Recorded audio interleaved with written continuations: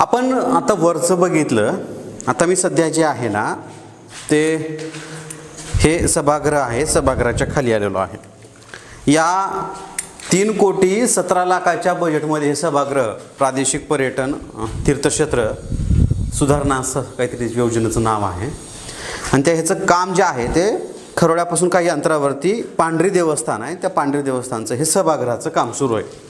वरी तुम्ही तळ साचल्यानंतर बघितलंय, पण वरचा कारनामा तुम्हाला आता खाली दाखवतो नेमकं काय झालंय. संबंधित तिथल्या इंजिनियरला मी देवकर म्हणून कोणतरी आहेत त्यांना फोन केलेला. त्यांनी सांगितलं का छोटं मोठं काम म्हणजे छोट्या छोट्या त्या चिरा गेल्या असत्याल तर त्या अधिकाऱ्याला, सन्माननीय अधिकाऱ्याला हे थोडं दाखवा, थोडं जवळून थोडंसं दाखवा. फार छोट्या चिरा पडल्यात हो काही, ह्याच छोट्या छोट्या चिरा पडल्यात.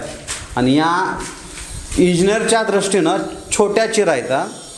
माझ्या मते ह्याच्यात देखील त्यांनी काहीतरी वेगळं तंत्रज्ञान वापरलं आहे का अशी शक्यता नाकारता येत नाही. थोडं लांबून दाखवा. आतल्या बी साईडला आहेत बघा भरपूर. ते वरी झाले आता ते ब्रिक्स छतानं समजा कॉलमनं सोडलं आपण ते मान्य करूयात.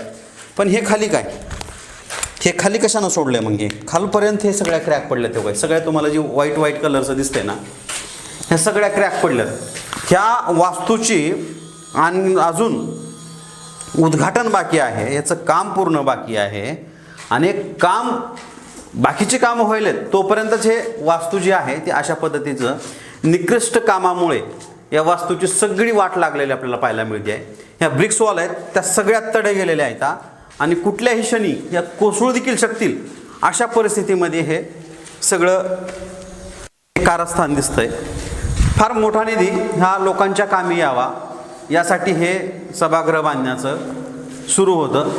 तेव्हा इकडं तुम्हाला व्हाईट कलरमध्ये जर दिसत असेल का इकडल्या साईडला दाखवा, इकडल्या साईडला तेव्हा हे पूर्णतः जे आहेत ना ह्या पूर्ण चिरा पडल्यात, भेगा पडल्यात. आणि ह्या भेगा पडल्यात, वरी तळ साचलंय. आणि ह्याच भेगा जी मी तुम्हाला दाखवतो या वास्तूच्या आतमध्ये या, आतमध्ये देखील बघा. हे तर भिंत जी आहे ना ते तर पडण्याच्याच परिस्थितीमध्ये आहे. तेव्हा हे तर पडूच शकतंय. तेव्हा इकडल्या साईडला दाखवा. तेव्हा हे तेव्हा इथं चिरा गेल्यात, तेव्हा इथं चिर गेली आहे. परत हे खालून चिरा गेल्यात. बघा ह्या साईडला पूर्ण खचलं गेलं आहे. म्हणजे हे काम जे केलं आहे ते फक्त करायचं म्हणून काम केलं आहे का अशी देखील शंका इथे व्यक्त केली तर वावगी ठरणार नाही. फार मोठ्या निधी आणायचा आणि त्याचा विनियोग जो आहे तो अशा पद्धतीनं जर होत असेल तर तो लोकांच्या कामी येईल का? या पांढरी देवस्थानावरती हजारो भाविक येत असतात आणि हजारो भाविकांची व्यवस्था व्हावी यासाठी हे सभागृह बांधण्यात आलं होतं. आणि विशेष करून तुम्हाला एक आठवण करून देतो, हे सभागृह जे आहे ना तर हे सभागृह आत्ता राज्याचे उपमुख्यमंत्री असलेले एकनाथ शिंदे, थोडं खालून घ्या, एकनाथ शिंदे यांनी विशेष बाब म्हणून इथले काही व्हिडिओ जे आहेत ते व्हायरल झाले होते.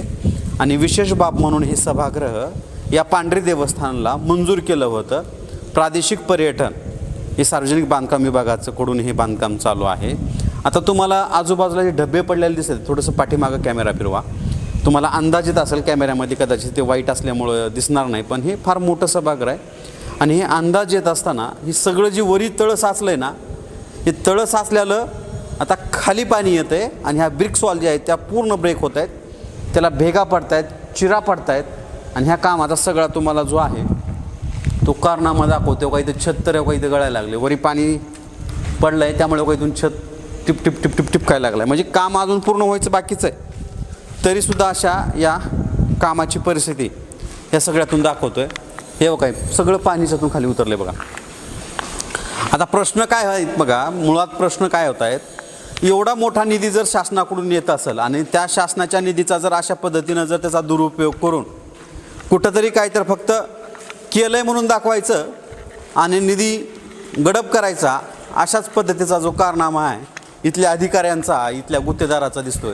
हे बघा नाही, हे तर काय पत्ता का फ्रंट साईडची भिंत आहे काही, हे का आता पलीकडे पडेल की अशी काय आपल्याला शक्यता ना का. तेव्हा इकडे बेगवा खाली तडे गेले तेव्हा हे बघा काय काय सगळे तडे गेले तेव्हा हे इथून सोडले वरून सोडले म्हणजे पडू शकतो.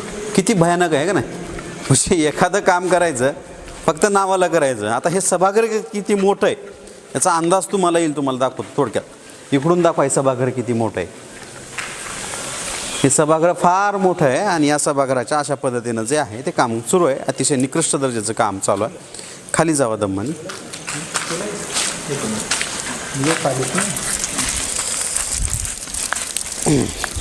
आता हे सभागृहाचं काम तुम्ही बघितलं.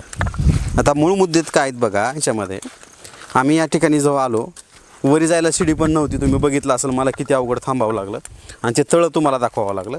मग तुम्हाला मी आठवण करून देतो. हे मी सगळं कारभार बघितला नाही सगळ्यामधला कामगाचा. हे देवस्थानाचं सभागृह आहे. हे जसं म्हणले की 2 सप्ते इथं होतात वर्षातनं आणि 1-2 दिवसाचा होतं, म्हणजे 3 सप्ते होतात. 3 सप्त्याची इथं भाविक येतात, हजारो भाविक येतात, लाखो भाविक येतात आणि त्या भाविकाची हेळसांड होऊ नये, त्यांची सुविधा व्हावी म्हणून हे सभागृह पावसा पाण्याचं 3 कोटी रुपये विशेष बाब म्हणून आत्ता सध्याचे उपमुख्यमंत्री असलेले एकनाथ शिंदे यांनी, तेव्हाचे मुख्यमंत्री असलेले एकनाथ शिंदे यांनी मंजूर केलं होतं. पण संबंधित अधिकाऱ्याचं याकडे लक्ष नाही असंच आपल्याला एकंदरीत त्या सगळ्या कामावरून दिसतंय. मी सन्माननीय कोण अधिकारी महोदय आहेत, हे आपले काहीतरी देवकर साहेबांना फोन केलेला, त्यांच्याबद्दल ही माहिती विचारली. तर देवकर साहेबाचं म्हणणं होतं की छोटे तडे पडलेत, हे चिरा फार मोठ्या नाहीत, पण आतमध्ये तुम्ही बघितलं असेल तर त्या ब्रेक्सवाल आहेत, म्हणजे ज्या भिंतीच आहेत त्या कोसळण्याच्या परिस्थितीवरती आहेत. पलीकडली बाजू तर पूर्ण खचली. म्हणजे तुमचं कामच पूर्ण व्हायचं बाकी आहे आणि काम पूर्ण होण्याच्या अगोदर तुम्ही पुढं बांधत जाताय आणि मागं पडत जाताय, अशी परिस्थिती यायतली या सभागृहाची आहे. निधी काही छोटा नाही आहे. 3 कोटी 17 लाखाचा जवळपास निधी आहे आणि या निधीचा जर तुम्ही असा उपयोग करत असाल, दुरुपयोग करत असाल तर अशा पद्धतीनं जनतेचं किती मोठी फसवणूक आहे. हे जर गावातलं काम असतं किंवा गावच्या मधोमध जर काम असतं तर लोकांनी लक्ष दिलं असतं. एकतर हे देवस्थानाचं काम आहे आणि इथं अधिकाऱ्यांनी एक जबाबदार अधिकारी म्हणून, जबाबदार इंजिनियर म्हणून या कामावरती लक्ष देणं फार गरजेचं होतं. पण आत्ताची जर परिस्थिती बघितली तर फार वेगळ्या परिस्थितीमध्ये काम दिसतंय. आपण संबंधित अधिकाऱ्याशी पण चर्चा करण्याचा प्रयत्न करणार आहोत. जर बोलले तर त्यांचं तर उत्तर फार उडवाउडीचं उत्तर होतं, त्यामुळं आमची पण बोलण्याची त्यांना इच्छा नाही. पण संबंध महाराष्ट्राने हे काम बघावं आणि यावरती निर्णय घ्यावा अशी अपेक्षा आम्ही आमच्या चॅनलच्या वतीनं करतोय. माझे सहकारी हर्षद शिंदेसह मी चंद्रकांत सूर्यवंशी, जनमंतक, रेणापूर.